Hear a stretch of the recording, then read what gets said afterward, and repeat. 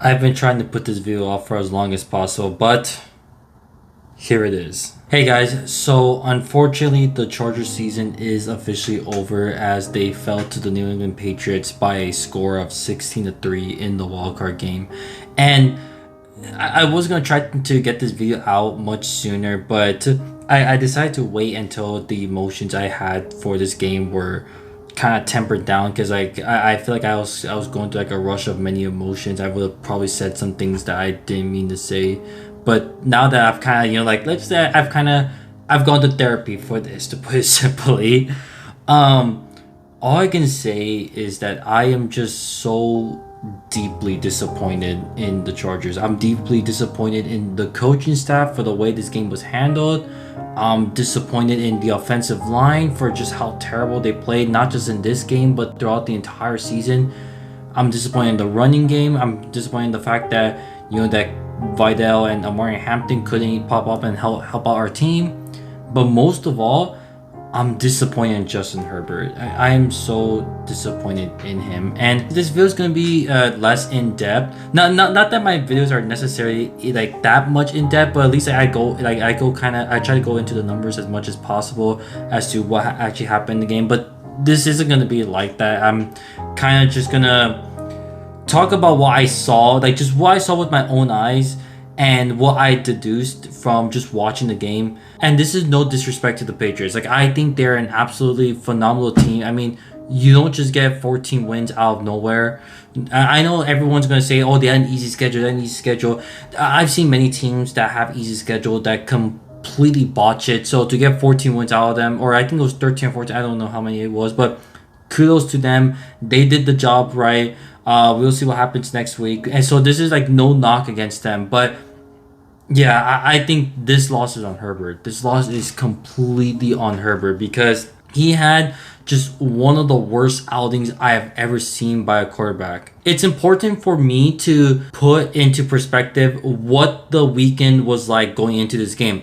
We had 4 entertaining wildcard games where every quarterback that played in those wildcard games can at least hang their hat on something. Even though the Panthers lost to the Rams, Bryce Young can at least go out and say, hey, I played good in the wildcard game. I put my team in position to win. And then the very next game, Packers at Bears. Yes, the Packers blew a huge lead, but Jordan Love can at least say, hey, I threw 4 touchdowns. I played good in the wildcard game, and I have a wildcard win already. Buffalo at Jacksonville. Again, even though Jacksonville lost, Trevor Lawrence can at least say, hey, I put my team in position to win. I also have a playoff win as well. The Niners at the Eagles. Again, same thing. Even though the Eagles lost, Jalen Hurts can at least say, hey, I have a Super Bowl win. I know what that's like to win playoff game. And even after the Chargers and Patriots game, the Steelers and Texans game, Aaron Rodgers can at least say, hey, I have a Super Bowl win. I'm one of the greatest quarterbacks ever. Herbert was the one quarterback where he has nothing to hang his hat on in terms of like what he's actually done in the postseason, and he completely folded when it mattered the most. I still remember what his exact stat line was. He completed only 19 of 31 passes for only 158 yards, 0 touchdowns, 0 interceptions, got sacked 6 times, and even lost a fumble. Now, alone, that is bad enough already. Like, those numbers are already atrocious in of themselves. But it gets worse when you break it down by half. I was absolutely losing my mind during the second half because when the first half ended, yes, the Chargers offense had only put up 3 points in the entire first half, but Herbert at the very least had completed 10 passes for 93 yards, which, while not great, it's not terrible either. It's average. Like, that's average. There's definitely stuff that we can work on, but I was thinking there in the second half, okay, yeah, we struggled in the first half, but we're going to come on in the second half, and we're going to be at least a little bit better on offense. Herbert, up until the last drive of the game, which was essentially garbage time because the Patriots were already up by 2 scores, up until that drive, Herbert had 0 passing yards in the entire second half. You heard that correctly. He had 0 passing yards in the entire second half up until that last drive, which was essentially garbage time. He had only completed 1 pass for 0 yards. Like, that cannot happen. To put it simply, if the Chargers had lost by some score of like 20-17 and Herbert threw like 2 touchdowns or even just 1 touchdown in that game, I would have given him a pass for that loss. I'd be like, all right, look, he has a terrible offensive line. He did what he could with that offensive line. To score only 3 points, 3 points, 3 points. That is just unacceptable. And there's a reason why I waited to make this video. The reason why I waited to make this video is because I was actually contemplating whether or not if we should actually decide to trade Herbert or not during the offseason or just move off of him, because this performance was so bad. I was just thinking to myself like, no, we cannot roll with a quarterback who is this bad in the postseason. I'm gonna make a video at some point later on. It's not gonna be the very next video, but it will come out at some point where I actually do believe if you were to take any quarterback's first 3 playoff games, Herbert is actually the worst postseason quarterback through 3 playoff games. I actually do think as of this moment, Herbert is the worst postseason quarterback. And like I said, I'll make a video at some point that will line up all the stats. We'll look at every quarterback in the postseason that was considered terrible, and we'll look at all of them. And I will show you the numbers. I will show you the numbers that Herbert is probably the worst postseason quarterback right now. At this moment, he is definitely the worst one. Now, granted, yes, I do appreciate that Herbert did take, accountability and responsibility for this loss. He did say that this loss is on him, which is good because at least it's not like the NBA where players in the NBA completely refuse to take accountability for anything. But at the end of the day, the Chargers are still 0-3 with Herbert in the playoffs. Here's the problem, because I know many people like to point to, Peyton Manning started off 0-3 in playoff games. He was 0-3. Peyton Manning's one of the greatest quarterbacks in NFL history, yet he started off 0-3 in playoff games. The difference is that Peyton Manning, in those 3 playoff games, in at least one of them, he at least put his team in position to win. That was for the 2000 season, the wildcard game for the Dolphins, where the Colts were tied 17-17 overtime, and Peyton Manning actually put the Colts in field goal position to kick a game-winning field goal, and the kicker freaking misses it like a complete idiot, and after that, the Dolphins get the ball and they go right down the field and score a touchdown, win the game. Yes, the Colts lost that game, and yes, if you look at Peyton Manning's stats, they're not jaw-dropper, they're not like, they don't blow the stat charts away, but he still put his team in position to win. That's all I want to see. I just want to see Herbert at some point put his team in position to win. Can you at the very least put your team in position to win? Bryce Young did that against the Rams. Bryce Young, first playoff game. Yes, he lost, but he can at least say, hey, I've played good in a playoff game and I've put my team in position to win. I put my team in position to win. Herbert hasn't done that. In neither of his 3 playoff games can you actually say that he put his team in position to win. Neither of them. Okay, now granted, the first one, I would say that's more on Staley. Brent Staley was just a terrible head coach, a truly awful head coach. But even then, same thing. Herbert did not put his team in position to win. The next one, Texans. Herbert just inexplicably throws 4 interceptions in that game when he threw only 3 all year long. He did not put his team in position to win. Same thing with this game against Patriots. Only 3 points. That is not putting your team in position to win. And that's the problem right there. It's the fact that I have not seen Herbert actually put his team in position to win in the playoffs, in the wild card. I was just absolutely losing my mind, and that's why I couldn't make this video immediately, even though I'm essentially just ranting to you guys about what I think about the game, because after the game I was actually starting to think to myself, should we actually try trading Herbert? Should we actually try trading him away? Because no, this is too bad of a postseason performance. Ultimately, I'm kind of thinking against it, because I am thinking to myself, well, our 2 all-pro tackles were gone for the whole year. I mean, no team really expects that to happen. But then again, I wonder, why were our other offensive linemen so terrible? There was actually an interesting short that I saw on YouTube. I'll probably play a small clip of it right here as I'm talking. But this person pointed out that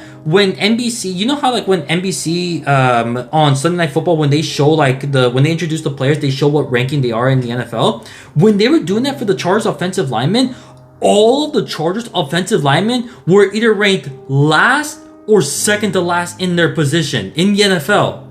That cannot stand. Jim Harbaugh and the entire Chargers coaching staff and front office need to address this. This absolutely derailed the Chargers season. Like it absolutely did derail their season. It was just so infuriating to just see how bad this offensive line was. But this game, while yes, they were terrible, 6 sacks, that can't happen. You cannot allow 6 sacks in the game, but this is on Herbert. This is solely on Herbert. This loss is on him. And you know, I think throughout the entire offseason, he needs to be thinking about this loss. He needs to let this loss fuel him for an actual playoff win. And like I said, the Chargers offense, it could have definitely been much better this year if it wasn't for how terrible the offensive line. But unfortunately, that's what happens when your 2 best offensive linemen go down with injuries. If I had to split the blame up and like split it up into like percentage-wise, I would say Herbert gets 65% of the blame for the reason that I just stated. I'm going to give the other 25% to the offensive line because 6 sacks, come on, like you cannot allow that. You just can't. You can't do that.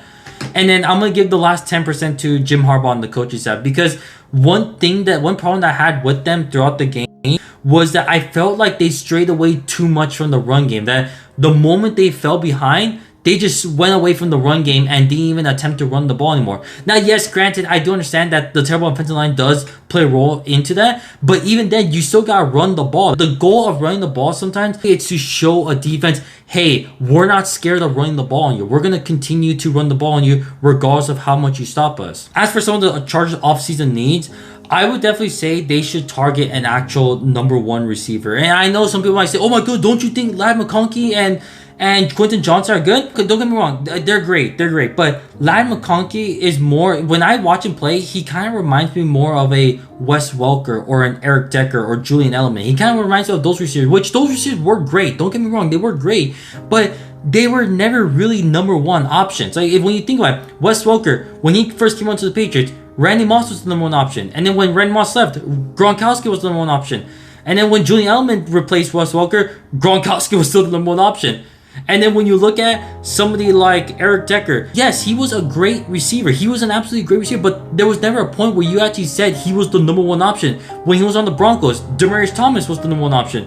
When he went to the Jets and was good for like that 1 year, Brandon Marshall was the number 1 option. So I think the Chargers need an actual number 1 receiver. And Quentin Johnson, he's great, but when I watch him play, it's very clear that he's not fit to be a number 1 option. He works better as a 2 or 3 option. I think if he was the 2nd or 3rd best receiver on our team, he is phenomenal in that role. But as a number 1 option, no, like I just don't think he is a number 1 option receiver. And then of course, you know, the offensive line, it's terrible. Just completely nuke that offensive line and just bring in a whole batch of new offensive linemen. And then of course, finally, the final thing is Herbert needs to play better. He needs to play better in the playoffs. You know, obviously we're gonna go into this year and I don't know if we're gonna have as big of an opportunity as this because the Chiefs are for sure gonna be better next year. They're not gonna be as terrible as they were this year. I don't know if we'll be able to handle that, if we'll be able to actually take down the Chiefs, but you know, we'll wait and see. We'll see what happens to the Broncos as well. Yeah, this was such a massive disappointment. This game was just so disappointing. And